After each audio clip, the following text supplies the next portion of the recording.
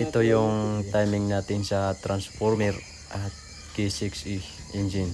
Ayan, sundan nyo lang yung itinuturo niya. Dito naman sa taas, may dalawang arrow dyan. Yung maliit at saka malaki. Yung malaki dun sa taas, sa baba ito yung maliit. At may camlog dyan sa housing. Yan, itatapat niya sa arrow na maliit. Ito sa ibaba, maliit. Yung sa kabila naman, parehas sila. Parehas lang yan. Ayan, sakto na. Tama na siya.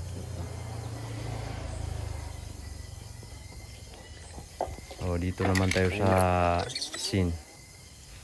May mga kulay dyan na tatlo.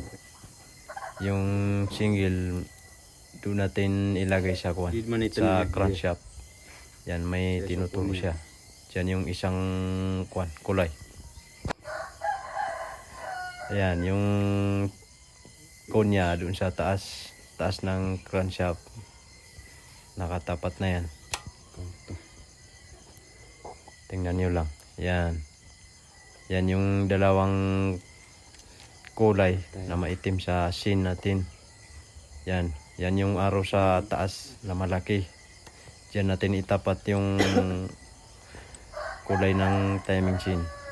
Yung dalawa. Parehas lang yan. Ayan, palagay na.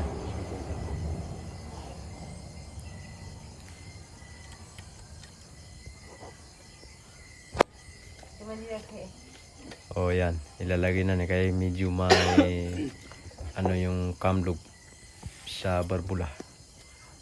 Ayan. Iniingatan yan paglalagay dyan, baka mabaliktad. Yung isa naman. Saka yung ano yan, pinipihit yan. Tingnan nyo. Oh. May pinipihit siya.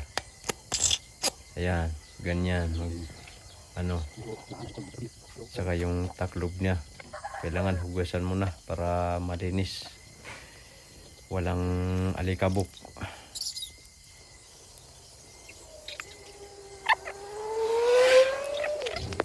Okay, tapos na. Yan. Dalawang pitik lang yan. Okay, tapos na.